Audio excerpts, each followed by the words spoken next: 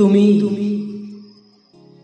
ফাগুনৰ বতাহত তুমি, আকাশৰ নীলাত তুমি, প্ৰকৃতিৰ সেউজীয়াত তুমি, আৰু হেৰাই যোৱা স্মৃতিবোৰতো মাথো তুমি।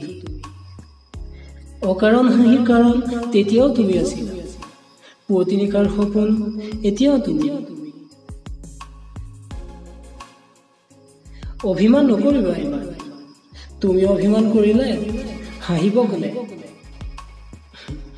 তুমি অভিমান কৰিলে আকৌ মোৰ অভিমানেই বা ভাঙিব কোনে?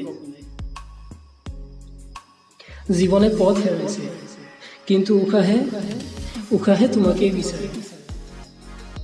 কলমে কবিতা হেৰাইছে, কিন্তু শব্দবোৰে আকৌ তোমাকেই বিচাৰে।